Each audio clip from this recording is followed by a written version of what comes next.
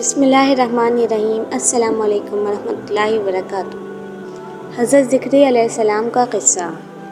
حضرت زکریا علیہ السلام کو قوم بنی اسرائیل اور پیغمبروں میں برگزیدہ بنا کر بھیجا گیا۔ آپ علیہ السلام اللہ تعالیٰ کے معزز اور جمیل القدر پیغمبروں میں سے ہیں۔ ایک روایت میں ہے کہ حضرت زکریا علیہ السلام حضرت داؤد علیہ السلام کی اولاد میں سے تھے اور دوسری روایت میں امیہ کے اولاد میں سے تھے۔ بیان کیا جاتا ہے کہ دن گزرتے گئے، ابراہیم اور یعقوب کی نسل سے کچھ نیک اور لوگ پیدا ہوئے جن کو آل عمران کے نام سے یاد کیا جاتا ہے۔ اللہ تعالیٰ نے سورہ آل عمران میں فرمایا، اللہ نے آدم اور نوح اور خاندان ابراہیم اور خاندان عمران کو تمام جہاں کے لوگوں میں منتخب فرمایا تھا۔ ان میں سے بعض کی اولاد تھے اور اللہ سننے والا اور جاننے والا ہے۔ زکریا علیہ السلام کی بیوی یحییٰ علیہ السلام کی والدہ اور مریم علیہ السلام کی والدہ حنا دونوں حقیقی بہنیں تھیں، جبکہ زکریا علیہ السلام رشتے میں مریم علیہ السلام کے خالو لگتے تھے۔ مریم علیہ السلام کی ماں نے منت مانی تھی کہ جو بچہ پیدا ہوگا اسے بیت المقدس کی خدمت کے لیے وقف کر دیں گی۔ حضرت مریم علیہ السلام کی پیدائش کے بعد جب انہیں بیت المقدس میں لایا گیا تو ان کی کفالت کی ذمہ داری اللہ نے حضرت زکریا علیہ السلام پر ڈالی۔ آپ علیہ السلام بنی اسرائیل میں معزز شخص مانے جاتے تھے۔ حضرت زکریا علیہ السلام کی کفالت میں مریم علیہ السلام نے بہت اچھی پرورش پائی اور وہ نیک، عبادت گزار اور بہت زیادہ سچ بولنے والی تھی۔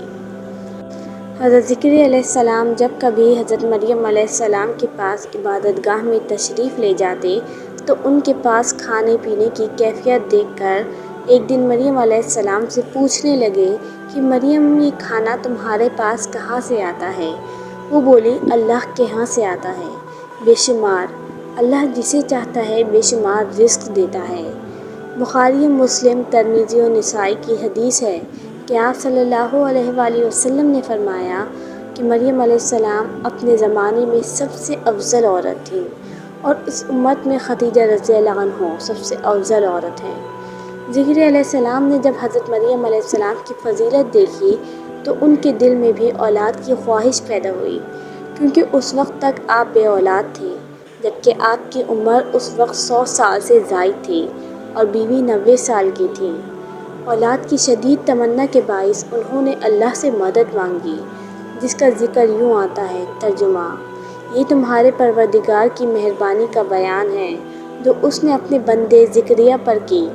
زکریا علیہ السلام اپنے دور میں اکیلے ہی نبی تھے۔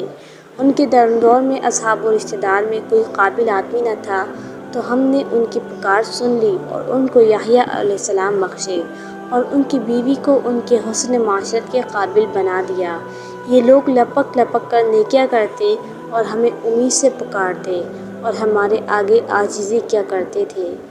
زکریا علیہ السلام یہ سن کر خوش ہوئے اور حیران بھی، کہنے لگے، پروردگار، میرے ہاں کس طرح لڑکا ہوگا، جس حال میں میری بیوی بانجھ ہے اور میں بڑھاپے کی انتہا کو پہنچ گیا ہوں۔ اللہ تعالیٰ نے جواب دیا، حکم ہوا کہ اسی طرح ہوگا۔ تمہارے پروردگار نے فرمایا ہے کہ مجھے یہ آسان ہے کہ میں پہلے تم کو بھی پیدا کر چکا ہوں اور تم کچھ چیز نہ تھے۔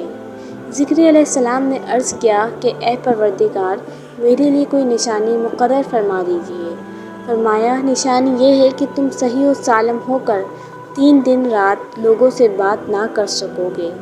جب اللہ نے نشانی ظاہر کی، چنانچہ جب وہ وقت آیا کہ آپ علیہ السلام بول سکتے تھے مگر بول نہ پائے اور صبح و شام اللہ کی عبادت میں مصروف رہتے، یہ نشانی تھی کہ ان کے ہاں بچہ پیدا ہونے والا ہے۔ پھر وہ عبادت کے حجرے سے نکل کر اپنے قوم کے پاس آئے تو ان سے اشارے سے کہا، صبح و شام اللہ کو یاد کرتے رہو۔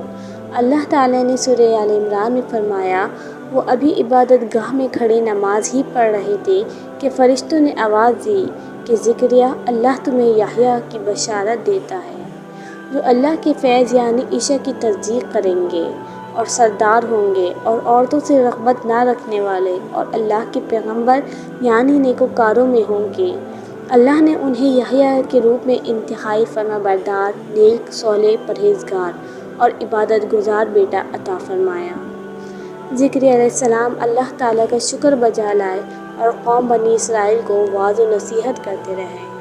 بنی اسرائیل کی خباثت جب بنی اسرائیل نے حضرت ذکر علیہ السلام کو مارنے کا قصد کیا، اس کے بعد آپ کو شہید کر دیا گیا۔ انسان کتنے ہی بلند و بالا مقام پر پہنچ جائے اور اللہ کے ساتھ اسے زیادہ قرب حاصل ہو جائے، تب بھی وہ اللہ کا بندہ ہی رہتا ہے، اور کسی بھی بلندی پر پہنچ کر وہ اللہ یا اللہ کا بیٹا نہیں ہو سکتا، نہ اس کا شریک ہو سکتا ہے۔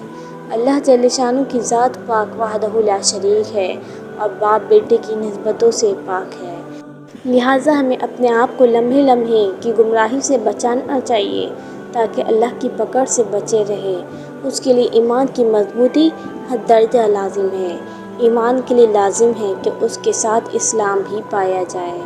اسی طرح حقیقی اسلام کے لیے شرط ہے کہ خود کے ساتھ ایمان بھی ہو۔